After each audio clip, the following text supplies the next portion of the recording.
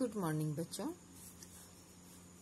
बच्चों आज हम काव्य खंड का नेक्स्ट चैप्टर पढ़ेंगे, ललदद्य का वाक। ठीक है, तो इनके बारे में हम थोड़ा सा जीवन परिचय इनका जान लेंगे।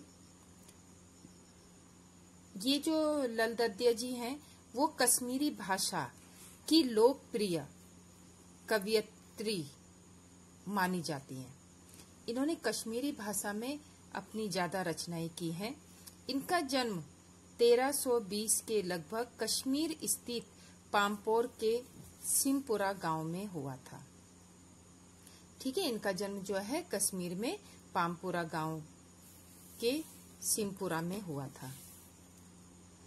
उनके जीवन के बारे में प्रामाणिक जानकारी नहीं मिलती, कोई सटीक जानकारी उनके जीवन के बारे में नहीं मिलती है कि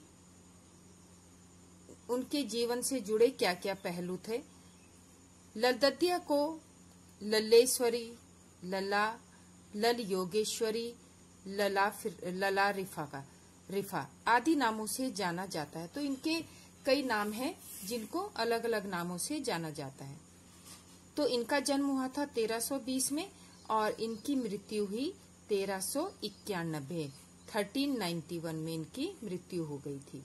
और ये भी कोई सटीक प्रमाण नहीं है, इसी के आसपास इनकी मृत्यु हुई, इस तरह से वैज्ञानिकों का ये इनका मानना था। ललदद्य की काव्य शैली, अब ये जो पाठ है आपका, उस पाठ का नाम है वाक। तो जो ललदद्य की काव्य शैली थी, उनकी जो कविताएं थी, उनको क्या कहा जाता था? वाक कहा जाता था। वाक के नाम से प्रसिद्ध था। जैसे हिंदी में कबीर के दोहे हैं, मीरा के पद हैं, तुलसी की चौपाई है, रसखान के सवैये हैं।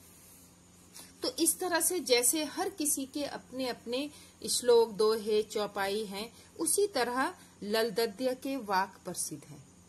हम ऐसा नहीं बोलेंगे कि ललदद्य के दोहे पढ़िए, ललदद्य के चौपाई पढ़िए, उनके जो हैं वाक के नाम से प्रसिद्ध हैं। उन्होंने इन्हीं वाकों के जरिए जाति और धर्म की संकीर्णताओं से ऊपर उठकर भक्ति को ऐसे रास्ते पर चलने पर जोर दिया जिसका जुड़ाव जीवन से हो।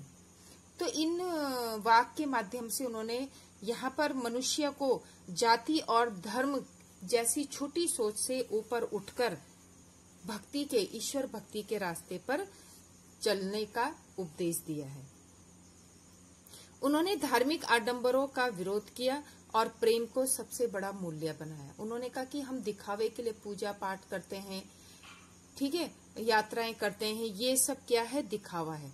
अगर हमारा असली ईश्वर के प्रति, मनुष्य के प्रति प्रेम है तो वही हमारी सबसे बड़ी भक्ति है।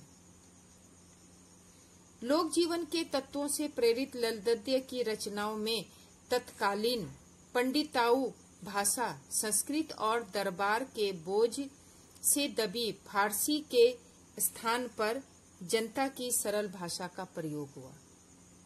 उन्होंने अपनी जो भाषा है और अपनी शैली में उन्होंने भारी भरकम शब्दों का प्रयोग नहीं किया, बल्कि जनता में जो आम लोगों के बीच बोली जाने वाली सरल भाषा है उसका प्रयोग उन्होंने अपने वाक में किया है, जिससे उनकी बात हर कोई बहुत आसानी से समझ सके। यही कारण है कि ललदद्य की रचनाएं सैकड़ों सालों से कश्मीरी जनता की स्मृति और वाणी में आज भी जीवित है।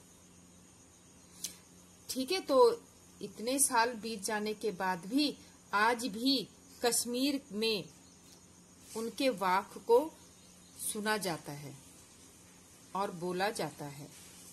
वे आधुनिक कश्मीरी भाषा का प्रमुख स्तंभ मानी जाती हैं।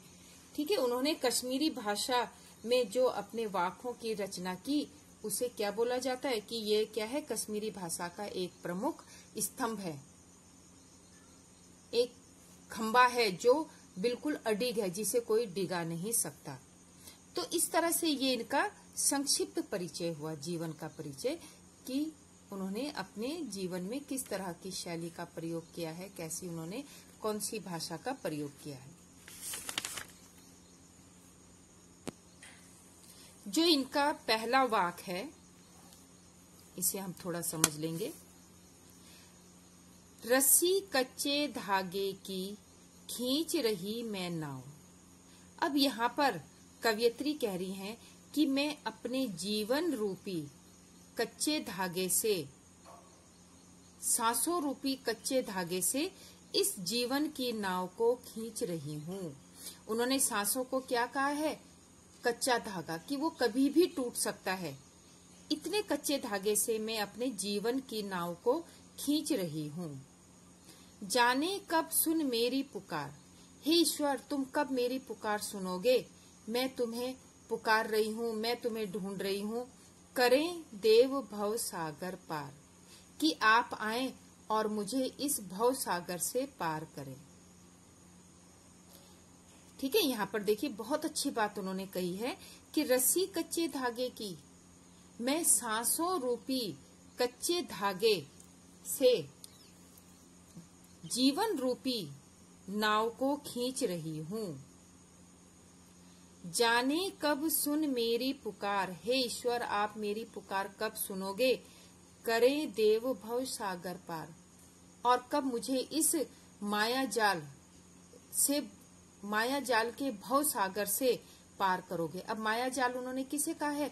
जो हम संसार में रहते हो, मोह माया लोभ लालच के जाल में फंसे रहते हैं, उसको उन्होंने भव सागर कहा है कि हे ईश्वर आप आओ और मुझे ऐसी भक्ति दो, मुझे ऐसा ज्ञान दो कि मैं इन सब भव सागरों से पार हो सकूं।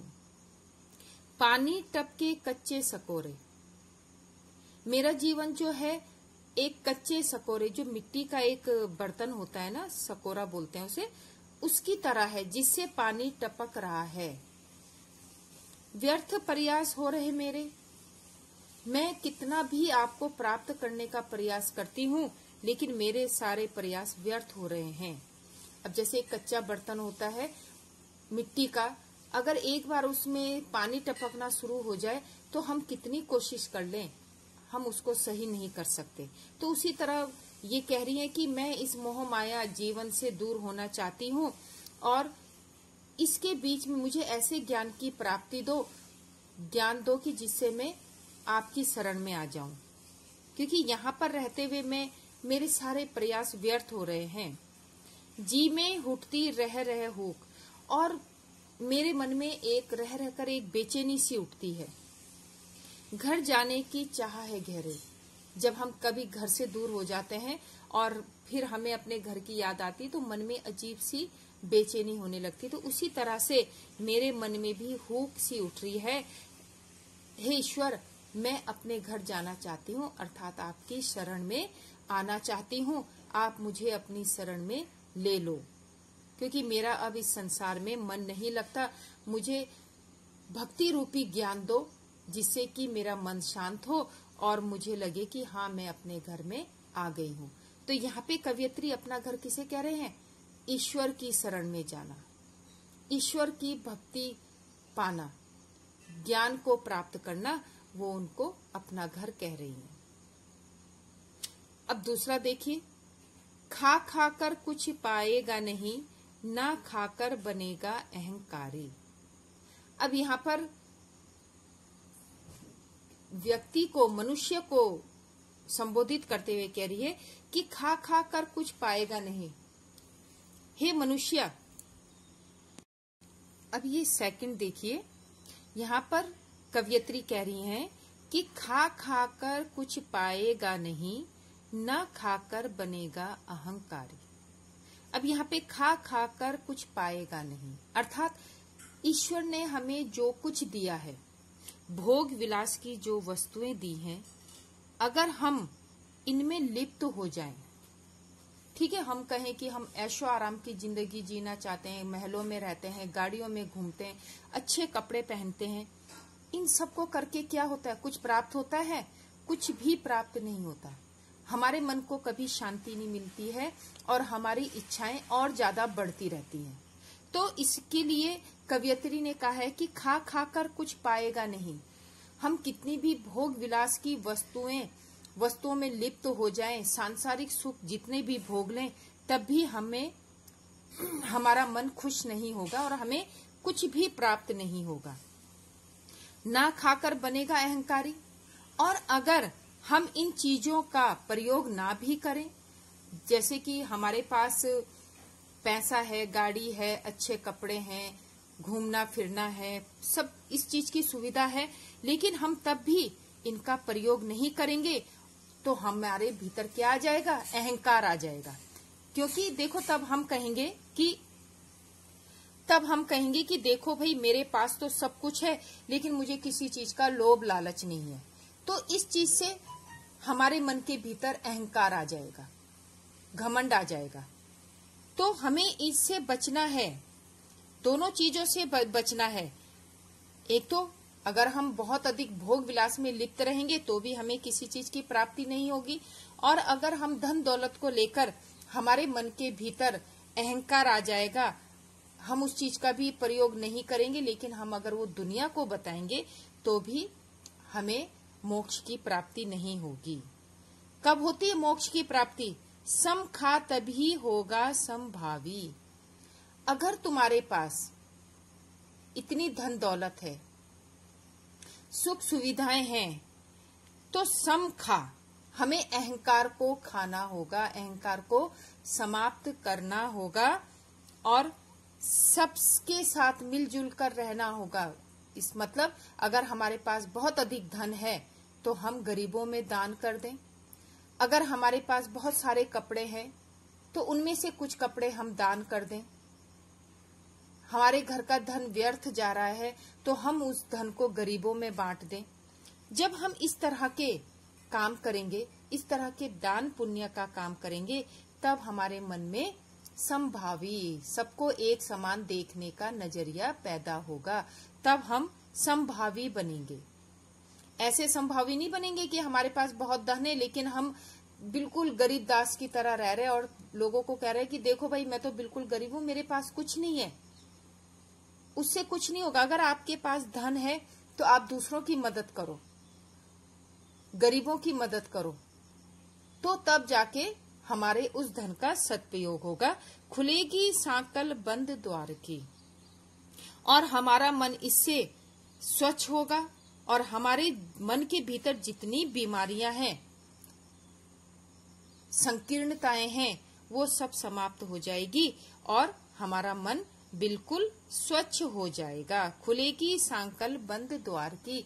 जो हमने भोग विलास के कारण, संकीर्णताओं के कारण अपने मन के द्वार जो बंद कर रखे हैं, वो इससे लोगों को एक समान देखने से, उनकी मदद करने से हमारे मन के द्वार खुल जाएंगे। इसलिए हमें क्या बनना है? समभावी बनना है, ना कि अहंकारी बनना है। ठीक है, तो ये आपको समझ में आ गया कि खा खाकर कुछ नहीं पाएगा, कि हम जितनी भी भोग विलास की वस्तुओं में लिप्त रहेंगे, सांसारिक सुखों को भोगेंगे, तो अंतिम समय में हमारे हाथ कुछ नहीं आएगा। अंतिम समय में क्या लोग ये पूछेंगे या ईश्वर ये पूछेगा, अरे भाई तूने तो इतना ऐशो आराम किया, तू तो इतनी बड़ी बड़ी गाड़ियों में घुमा, तूने इतने बड़े होटलों में खाना खाया, तो वो किसी चीज की गिनती में नहीं आता है, वो निरर्थक है। ना खाकर बनेगा अहंकारी। और अगर हम इन वस्तुओं का भोग विलास भी ना करेंगे तो हम अहंकारी बन जाएंगे। हम उसका बखान दूसरों पे करेंगे तो लोग कहेंगे देखो भाई कितना घमंडी है, अगर इसके पास इतनी धन दौलत है, ये इसका उपयोग नहीं कर रहा है तो ये लोगों को दान दे, जिस जरूरतमंदों की मदद करे। सिर्फ बोलने से कुछ नहीं होता कि हमारे पास धन है लेकिन हम उसका उपयोग नहीं कर रहे, तो उससे भी हमें मोक्ष की प्राप्ति नहीं होती है। मोक्ष की प्राप्ति कब होती है हमें? जब हम अपने अहंकार को खत्म करके दूसरों की मदद करते हैं।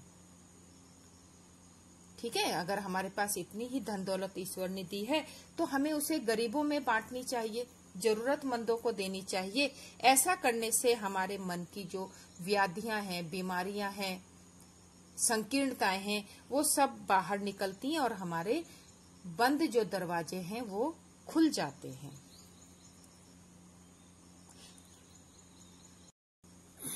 तो बच्चों, आपको ये 2 वाक्य अच्छी तरह से समझ में आ गए होंगे, तो आप इसको अच्छी तरह से रिवीजन कर लेना। ठीक है, बहुत इजी है। अगर आप इसको थोड़ा सा ध्यान से समझोगे तो इसको समझने में कोई दिक्कत नहीं होगी। एक बार मैं थोड़ा सा और रिवीजन करवा देती हूँ। रस्सी कच्चे धागे की खींच रही मैं नाव। कवियत्री कह रही है कि मैं अपने सांसों के धागे से अपने जीवन रूपी नाव को खींच रही हूँ। जाने कब सुन मेरी पुकार, हे ईश्वर तुम मेरी कब पुकार सुनोगे और करे देव भव सागर पार, मुझे इस जीवन रूपी भव सागर से पार करो। पानी टपके कच्चे सकोरे, कच्चे सकोरे, मेरा जीवन बढ़ रहा है, मेरी उम्र बढ़ रही है और मेरी उम्र जो है कच्चे मिट्टी के बर्तन की तरह हो रही है।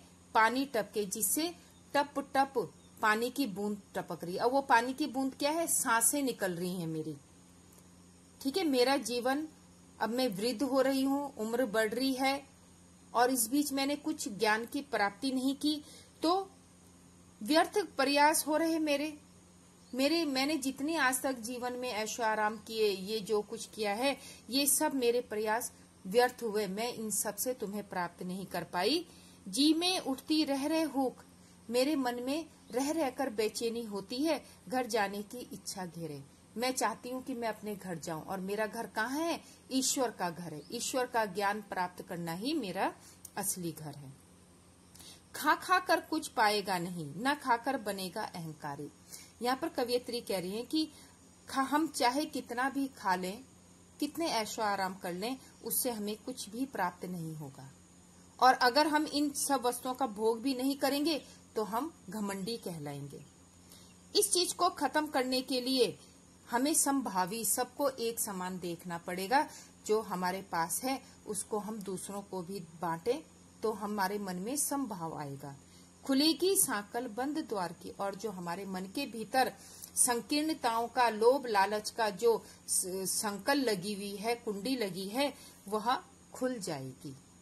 तो बच्चों, इस तरह से ये 2 वाक्य आपने रिवीजन करने हैं इनको, और जो ये बाकी बचे हैं वो नेक्स्ट वीडियो में आपको मैं समझाऊंगी। Thank you.